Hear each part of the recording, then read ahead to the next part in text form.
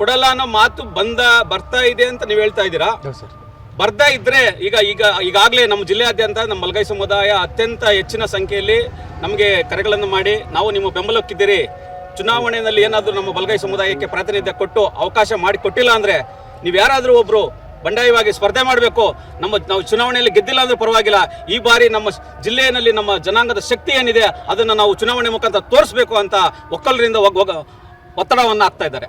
ನಮಸ್ಕಾರ, ನಾನು ಸತೀಶ್ ರಾಜಣ್ಣ ಅಂತ ಟೇಕಲ್ಲು. ಕೋಲಾರ ಲೋಕಸಭಾ ಚುನಾವಣೆಗೆ ಸಂಬಂಧಪಟ್ಟಂಗೆ ಒಂದೆರಡು ಮಾತಾಡೋದಕ್ಕೆ ನಾನು ಇಷ್ಟಪಡ್ತಾ ಇದ್ದೀನಿ. ಕೋಲಾರ ಲೋಕಸಭಾ ಚುನಾವಣೆ ಅಭ್ಯರ್ಥಿಗಳನ್ನು ಬಂದಾಗ ಮೊದಲಿಂದನೂ ಕೂಡ ಎಡಗೈ ಮತ್ತು ಬಲಗೈ ಅನ್ನೋ ವಿಚಾರಗಳು ಮುನ್ನಡೆಗೆ ಬರ್ತಾ ಇದೆ. ಆದರೆ ಇಲ್ಲಿ ಸುಮಾರು 4 ಲಕ್ಷಕ್ಕೂ ಅಧಿಕ ಮತದಾರರಿರ್ತಕ್ಕಂಥ ಬಲಗೈ ಸಮುದಾಯಕ್ಕೆ ಸ್ವತಂತ್ರ ಬಂದಾಗಿಂದ ಕೂಡ ಇದುವರೆಗೂ ಕೂಡ ನಮಗೆ ಅಭ್ಯರ್ಥಿಗಳು ಕೊಟ್ಟಿಲ್ಲ. 1 ಲಕ್ಷಕ್ಕಿಂತ ಕಡಿಮೆ ಮತಗಳಿರ್ತಕ್ಕಂಥ ಎಡಗೈ ಸಮುದಾಯಕ್ಕೆ ಸುಮಾರು 11 ಬಾರಿ ಇಲ್ಲಿ ಸ್ಪರ್ಧೆ ಮಾಡೋದಕ್ಕೆ ಅವಕಾಶ ಕೊಟ್ಟಿದ್ದಾರೆ. ಅದರಲ್ಲಿ 8 ಬಾರಿ KH ಮುನಿಯಪ್ಪನವ್ರ ಕುಟುಂಬಕ್ಕೆ ಟಿಕೆಟ್ ಕೊಟ್ಟಿದ್ದಾರೆ, KH ಮುನಿಯಪ್ಪನವ್ರಿಗೆ ಸ್ವತಃ ಟಿಕೆಟ್ ಕೊಟ್ಟಿದ್ದಾರೆ. ಅದರಿಂದ ಈ ಬಾರಿ ಬದಲಾವಣೆ ಮಾಡಿ ನಮ್ಮ ಬಲಗೈ ಸಮುದಾಯ ಕೂಡ ಇಡೀ ಜಿಲ್ಲೆಯಾದ್ಯಂತ ಶಾಸಕರುಗಳಿಗೂ ಎಲ್ಲ ಮುಖಂಡರುಗಳು ಕೂಡ ನಮ್ಮ ಜನಾಂಗದವರು ಇವತ್ತು ಒತ್ತಾಯ ಮಾಡ್ತಾ ಇದ್ದಾರೆ ನಮ್ಮ ಬಲಗೈ ಸಮುದಾಯದ ಯಾವುದೇ ಒಂದು ಅಭ್ಯರ್ಥಿಗೆ ಟಿಕೆಟ್ ಕೊಡಬೇಕು ಅಂತ. ಆದರೆ ಎಲ್ಲೋ ಒಂದು ಕಡೆ ಇವತ್ತು ಎಡಗೈ ಸಮುದಾಯದ ಅಭ್ಯರ್ಥಿಗಳನ್ನು ಅನೌನ್ಸ್ಮೆಂಟ್ ಮಾಡುವಂಥ ಸೂಚನೆಗಳು ಸಿಕ್ಕಿವೆ. ಅದರಿಂದ ನಮ್ಮ ಇಡೀ ಜನಾಂಗ ನಮ್ಮ ಜಿಲ್ಲೆಯಾದ್ಯಂತ ನಮ್ಮ ಎಲ್ಲ ಶಾಸಕರುಗಳು ವಿಧಾನ ಪರಿಷತ್ ಸದಸ್ಯರುಗಳು ಕೂಡ ರಾಜೀನಾಮೆ ಕೊಡೋ ಮಟ್ಟಕ್ಕೆ ಹೋಗಿ ಇವತ್ತು ಅದನ್ನು ಹೋಲ್ಡ್ ಮಾಡಿ ನಮ್ಮ ಬಲಗೈ ಸಮುದಾಯಕ್ಕೆ ಪ್ರಾತಿನಿಧ್ಯ ಕೊಡಬೇಕು ಅಂತ ಒಕ್ಕರಿಂದ ಮಾನ್ಯ ಮುಖ್ಯಮಂತ್ರಿಗಳಲ್ಲಿ ಮತ್ತು DK ಶಿವಕುಮಾರ್ ಸಾಹೇಬರಲ್ಲಿ ಮನವಿಯನ್ನು ಮಾಡಿದ್ದಾರೆ. ಅದರಿಂದ ಇವತ್ತು ಕಾದು ನೋಡ್ತಾ ಇದ್ದಾರೆ ಯಾರು ಅಭ್ಯರ್ಥಿಗಳಾಗ್ಬೋದು ಅಂತ. ಈ ಒಂದು ಮಾಧ್ಯಮದ ಮುಖೇನ ನಾನು ಮಾನ್ಯ ಮುಖ್ಯಮಂತ್ರಿಗಳಲ್ಲಿ DK ಶಿವಕುಮಾರ್ ಸಾಹೇಬರಲ್ಲಿ, ಜಿಲ್ಲೆಯ ಎಲ್ಲ ಶಾಸಕರಲ್ಲಿ ಮತ್ತು ಜಿಲ್ಲಾ ಮಂತ್ರಿಗಳಾದಂಥ ನಮ್ಮ ಸುರೇಶ್ ಕುಮಾರ್ ಸಾಹೇಬರಲ್ಲಿ ನಾನು ಮನವಿ ಮಾಡ್ಕೊಳ್ಳೋದೇನೆಂದರೆ ಎಲ್ಲರ ಒಂದು ಅಭಿಪ್ರಾಯವನ್ನು ಮನ್ನಣೆಗೆ ತೆಗೆದುಕೊಂಡು ದಯಮಾಡಿ ಕಾಂಗ್ರೆಸ್ ಪಕ್ಷದಲ್ಲಿ ಈ ಬಾರಿ ಬಲಗೈ ಸಮುದಾಯದ ಅಭ್ಯರ್ಥಿಗಳನ್ನು ಘೋಷಣೆ ಮಾಡಬೇಕು ಅಂತ ನಾನು ಮನವಿನ ಮಾಡ್ಕೊಳ್ತಾ ಇದ್ದೀನಿ. ನಾವು ಮತ್ತೆ ನೋಡಿ ಹೈಕಮಾಂಡ್ ಎಲ್ಲರ ತೀರ್ಮಾನ ತಗೊಂಡೇ ಇವರು ಮತ್ತೆ ಎಡಗೈನ ಸಮುದಾಯದ ಅಭ್ಯರ್ಥಿಗಳಿಗೆ ಘೋಷಣೆ ಮಾಡಿರ್ತಕ್ಕಂಥದ್ದು. ಮತ್ತೆ ನೀವು ಹೈಕಮಾಂಡ್ ಬದ್ಧ ಅಂತ ಹೇಳಿದರೆ ನಮ್ಮ ಹೋರಾಟ ಪ್ರತಿಫಲ ಏನು? ನಮ್ಮ ಹೋರಾಟಕ್ಕೆ ಬೆಲೆ ಇಲ್ವಾ? ನಮ್ಮ ಜನಾಂಗದ ಸಮುದಾಯದ ನಾಯಕರಿಗೆ ಬೆಲೆ ಇಲ್ವಾ?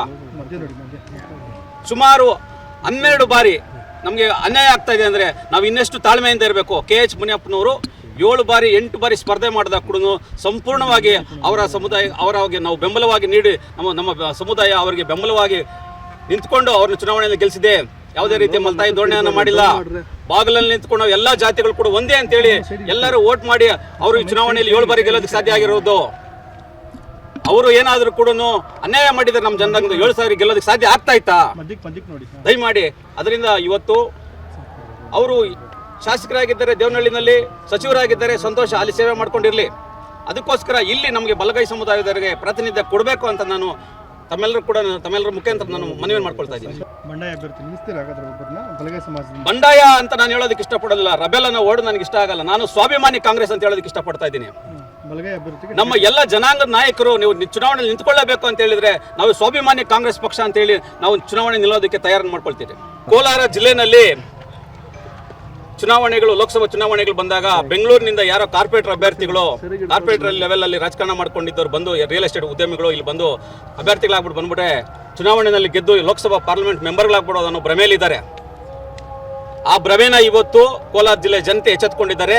ಇಲ್ಲಿ ಜನಸೇವೆ ಮಾಡುವಂಥವರು, ಇಲ್ಲಿ 24 ಗಂಟೆ ನಮ್ಮ ಜನತೆಗೆ ಸಿಕ್ಕುವಂಥವ್ರು, ಅಭಿವೃದ್ಧಿ ಮಾಡುವಂಥವ್ರು, ಸ್ಥಳೀಯರಿಗೆ ಆದ್ಯತೆಯನ್ನು ಕೊಡಬೇಕು ಅಂತ ಇವತ್ತು ಎಲ್ಲ ಕೋಲಾರ ಜಿಲ್ಲೆಯಲ್ಲಿ ಸ್ಥಳೀಯವಾಗಿ ಒತ್ತಡವನ್ನು ಏರ್ತಾ ಇದ್ದಾರೆ. KH ಮುನಿಯಪ್ಪನವರ ಒಂದು ಕುಟುಂಬ ರಾಜಕಾರಣದ ವಿರುದ್ಧ ಕೋಲಾರ ಜಿಲ್ಲೆಯ ಜನತೆ ಆಲ್ರೆಡಿ ಕಳೆದ ಚುನಾವಣೆಯಲ್ಲಿ ತೀರ್ಪು ಕೊಟ್ಟು 2 ಲಕ್ಷಕ್ಕೂ ಅವರು JDS ಮತ್ತು ಕಾಂಗ್ರೆಸ್ ಪಕ್ಷದ ಮೈತ್ರಿ ಅಭ್ಯರ್ಥಿಗಳಾಗಿದ್ದರೂ ಕೂಡ 2,10,000 ಮತಗಳಲ್ಲಿ ಅವರು ಪರಾಭವಗೊಂಡಿದ್ದಾರೆ, ಸೋಲಿಸಿ ಮನೆ ಕಳಿಸಿದ್ದಾರೆ. ಅವರೇನಾದರೂ ಮೈತ್ರಿ ಅಭ್ಯರ್ಥಿಗಳಾಗಿಲ್ಲ ಅಂದರೆ ಆ ಸೋಲಿನ ಅಂತರ 5 ಲಕ್ಷ ತಲುಪ್ತಾ ಇತ್ತು. ಆದರೆ ಇವತ್ತು ನಮ್ಮ ಗುರಿ ಏನಂತ ಹೇಳಿದರೆ ಕೇಂದ್ರದಲ್ಲಿ ಕಾಂಗ್ರೆಸ್ ಸರ್ಕಾರವನ್ನು ಅಧಿಕಾರಕ್ಕೆ ತರೋದು, ರಾಹುಲ್ ಗಾಂಧಿ ಅವರನ್ನ ಪ್ರಧಾನಮಂತ್ರಿಗಳು ಮಾಡೋದು ನಿಟ್ಟಿನಲ್ಲಿ ನಾವು ಯೋಚನೆ ಮಾಡ್ತಾ ಇದ್ದೀರಿ. ಕಾಂಗ್ರೆಸ್ ಪಕ್ಷದ ಕಟ್ಟಾಳುಗಳಾಗಿ ನಾವು ಆ ಒಂದು ಚುನಾವಣೆಯಲ್ಲಿ ಗೆಲ್ಲುವಂಥ ಅಭ್ಯರ್ಥಿಗಳನ್ನ ಕೊಡಬೇಕು ಅಂತ ಒತ್ತಾಯ ಮಾಡ್ತಾ ಇದ್ದೀರಿ. ಅದರಿಂದ ಬಹುಸಂಖ್ಯಾತರಾಗಿರ್ತಕ್ಕಂಥ ನಮ್ಮ ಬಲಗೈ ಸಮುದಾಯದ ಅಭ್ಯರ್ಥಿಗಳನ್ನು ಮಾಡಿದರೆ, ಹೆಚ್ಚಿನ ಸಂಖ್ಯೆಯಲ್ಲಿ ಇರತಕ್ಕಂಥ ಬಲಗೈ ಸಮುದಾಯದ ಅಭ್ಯರ್ಥಿಗಳನ್ನು ಮಾಡಿದರೆ ಚುನಾವಣೆಯಲ್ಲಿ ಗೆಲ್ಲಬಹುದು ಅನ್ನೋ ಸ್ಟ್ರಾಟಜಿ ಇದೆ ಹೊರತಾಗಿ ನಾವು ಬೇರೆ ಯಾವುದೇ ಒಂದು ಜಾತಿ ಜನಾಂಗಗಳಿಗೆ ನಾವು ಪ್ರಾತಿನಿಧ್ಯನ ಕೊಡಬಾರ್ದು ಅಂತ ನಾವು ಹೇಳೋದಕ್ಕೆ ಇಷ್ಟಪಡೋದಿಲ್ಲ.